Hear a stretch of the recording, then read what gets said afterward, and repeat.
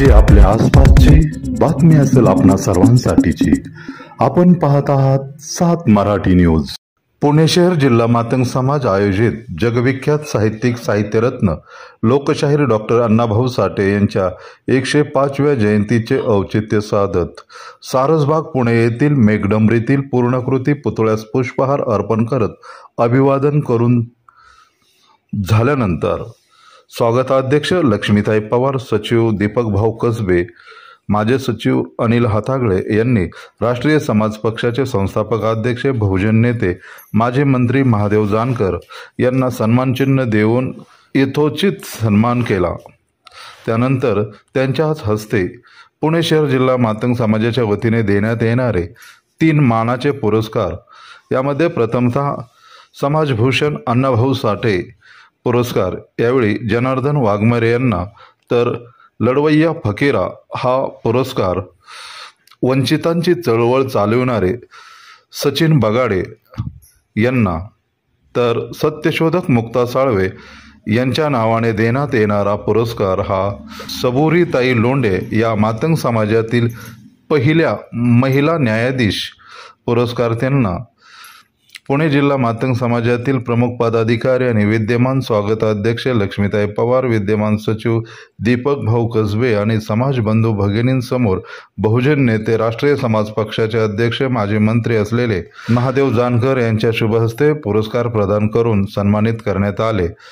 यानंतर मुख्य सभेत जानकर यांनी आपले मनोगत व्यक्त केले। याविषयी घेतलेला खास रिपोर्ट आपल्यासाठी।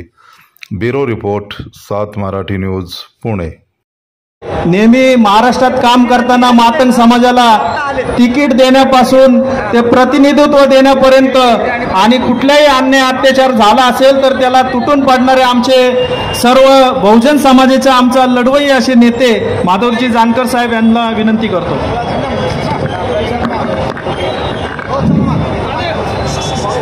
छत्रपती शिवाजी राजे, महात्मा ज्योतिबा फुले, बाबासाहेब आंबेडकर आणि ज्यांच्या जयंत्या येथे आदरणीय डॉक्टर अण्णाभाऊ साठे यांना मी प्रथम राष्ट्रीय समाज पक्षाच्या वतीनं वंदन करतो। पुणे शहर जिल्हा मातंग समाज चे स्वागताध्यक्ष सौ लक्ष्मीताई खंडू पवार आणि सचिव दीपक पुंडलिक कसबे आणि सर्व पुणे जिल्ह्यातले मातंग समाजाचे आजी माजी नगरसेवक, नेते, विचारवंत आणि जमलेल्या माझ्या बंधू आणि भगिनींनो, मी प्रथम पवार ताईचं आणि कसबेंचं अभिनंदन करीन की त्यांनी या समाजाला प्रघात चांगला पाडला। बऱ्याच वक्त्यांची मी भाषणं ऐकली, त्यातून आपल्या समाजाचं काय प्रबोधन झालं पाहिजे जयंती आणि पुण्यतिथीत सर्वांचं मी स्वागत करतो आणि अभिनंदन करतो। आज 3 पुरस्कार दिलं मातंग समाज पुणे जिल्ह्यानं। मातंग समाजाने एक मुलगी जैद झाली, ती करमाळा तालुक्यातली आहे। माझ्या पक्षाचा कार्यकर्ता गणेश शेवाळे त्याची ती पुतणी आहे। दुसरे वाघमारे सर, ज्येष्ठ विचारवंत सोलापूर, आणि तिसरा बार्शीचा भावी कार्यकर्ता, त्या तिघांचं देखील मी अभिनंदन करतो। आणि मी आपल्याला सवाल करतो, अण्णाभाऊ साठेंनी आपल्यासाठी भरपूर काय करून गेलेत।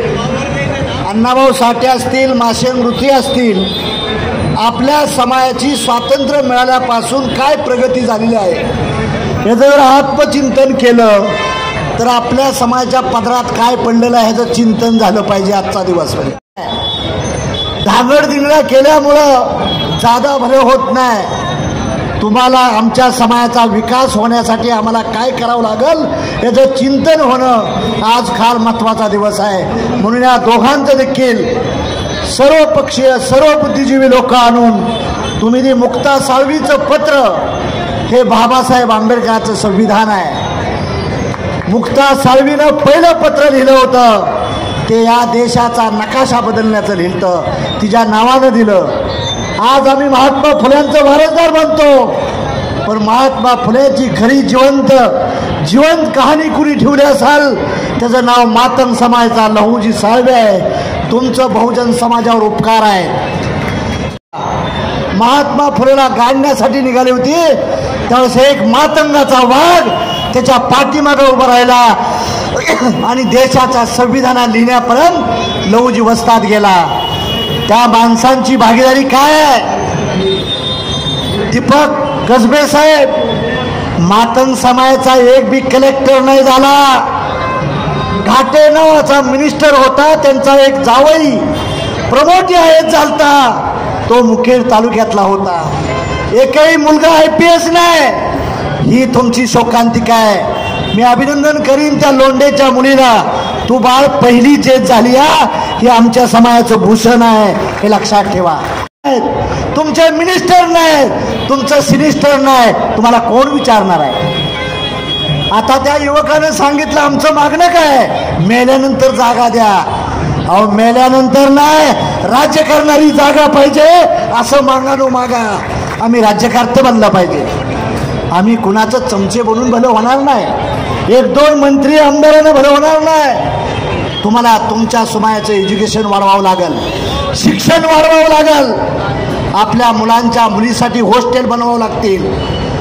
जर IAS IPS जास्त झाले, मी मातंग समाजाला सांगू इच्छितो, कालच्या यादीमध्ये धनगराची पोरं IAS IPS आहेत, मातंगाचा एक बी नाही. वाघमारे सर 11 पोरं वंजाऱ्याची झाली, मातंगाचा एक बी पोरगा नाही झाला. मग आमच्या बुद्धिजीवी लोकांनी त्याच्यावर विचार केला पाहिजे, चिंतन केलं पाहिजे. बांधवांनो, ही माझी आपल्याला विनंती आहे.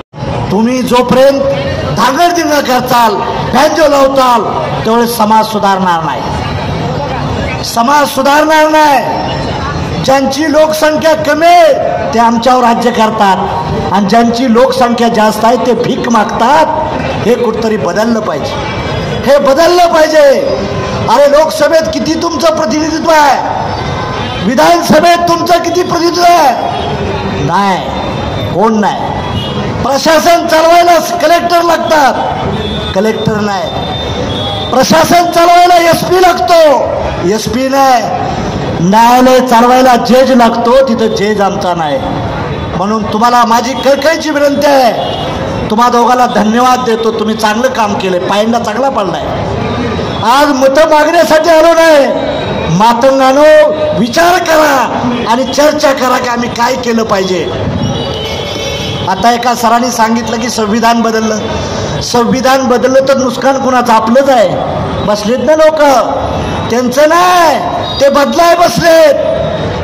आम्ही ते बदलून देणार नाही आणि ती व्यवस्था पाडून देणार नाही. यासाठी आम्ही महाराष्ट्रभर फिरतोय. अरे जोपर्यंत तुम्ही राजकारणात मताची युती करणार नाही, का माती झाली? आंध्रामधला मातंग जज बनतोय, खासदार बनतोय, कॅबिनेट मिनिस्टर बनतोय, पण महाराष्ट्राची अवस्था बेकार आहे, बेकार आहे. लहुजी वस्तादनं या देशाच्या व्यवस्थेला हादरणाऱ्या माणसाला साथ दिली ती आणि त्याचं स्मारक बांधायला आमच्या पोरांना लढा करावा लागतो, तरी स्मारक मिळत नाही. आणि ह्यांच्या बाप झालेलं का 10 मिनिटात पाहिजे ते मिळतं का? तर राज्यकर्ते तुमचे कोण नाहीत. आपल्या समाजातले चमचे लोक तिथं आहेत, त्यामुळे आपल्या समाजाचं वाटोळ झालंय. त्याचा देखील अभ्यास तुम्ही केला पाहिजे. अरे I am not demander, we are a commander. कमांडरच्या भूमिकेत राहिलं पाहिजे. मागून हक्क मिळत नाही, ते हिसकून घ्यायची ताकद ठेवावं लागेल. तुम्ही 50 पोरं खासदार सारखी फिरवली पाहिजेत, 100 पोरं आमदार झाली पाहिजेत, महापौर झाली पाहिजेत, कलेक्टर झाली पाहिजेत, कमिशनर झाली पाहिजेत.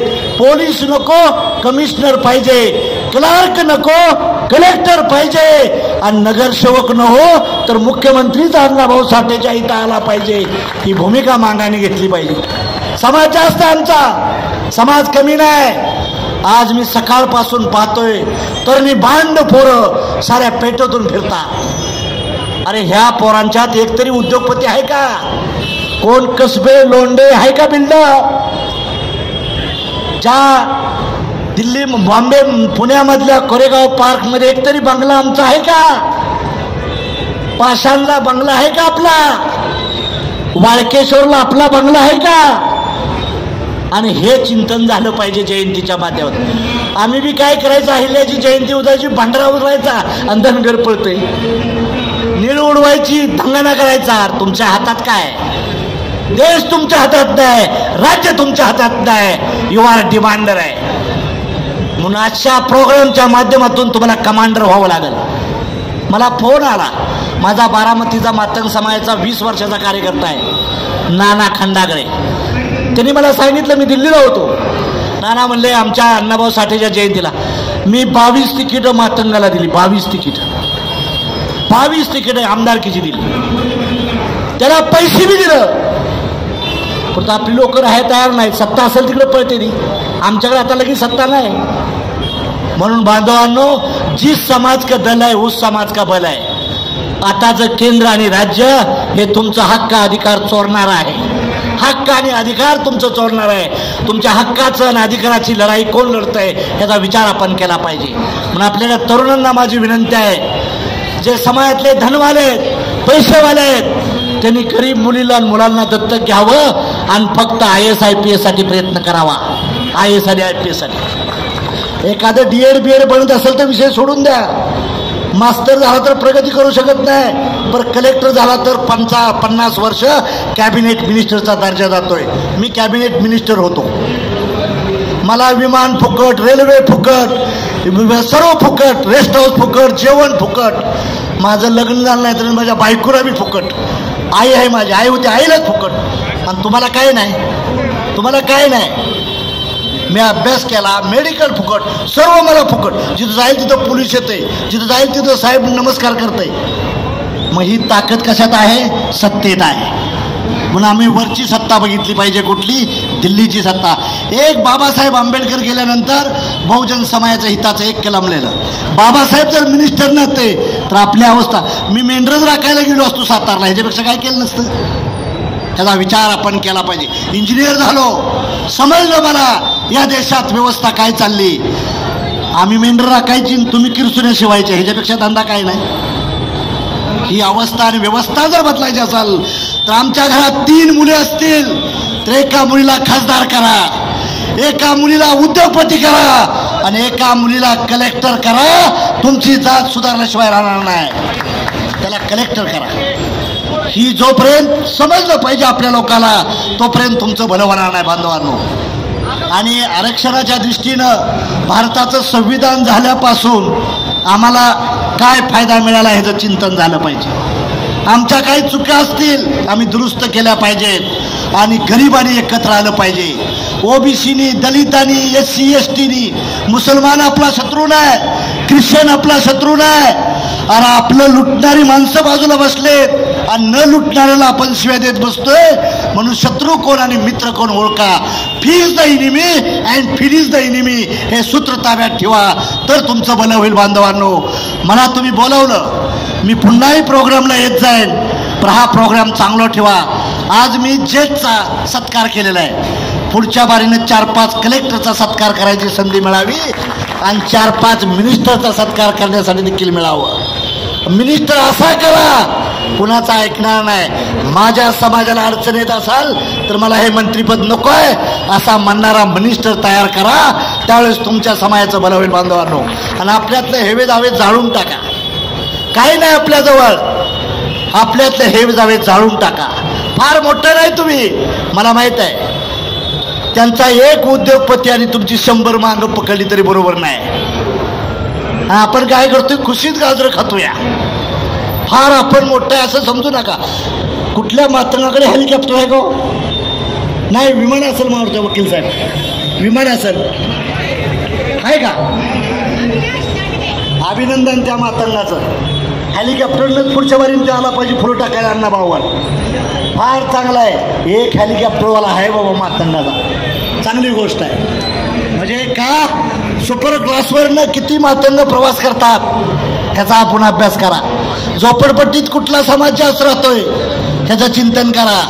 मग हे जर बदलायचं असेल तर आम्हाला व्यसनापासून बाजूला राहावं लागेल आणि उच्च प्रतीचं शिक्षण घ्यावं लागेल. हीच अण्णाभाऊ साठेंना खऱ्या अर्थानं आदरांजली असेल बांधवांनो. जिस बाप का बेटा लायक होता है उस बाप की इज्जत होती है और जिस बाप का बेटा नालायक होता है उस बाप की बेइज्जत होती है. आमचा बाप जर अण्णाभाऊ असाल तर त्या स्वाभिमानात जगण्यासाठी आमचंच पोरग मुख्यमंत्री म्हणून अण्णाभाऊच्या जयंतीला आलं पाहिजे ही शपथ तुम्ही मंडळीने घ्याल अशी अपेक्षा व्यक्त करतो आणि आपली रजा घेतो. जय भीम, जय लहूजी, जय अण्णाभाऊ साठे.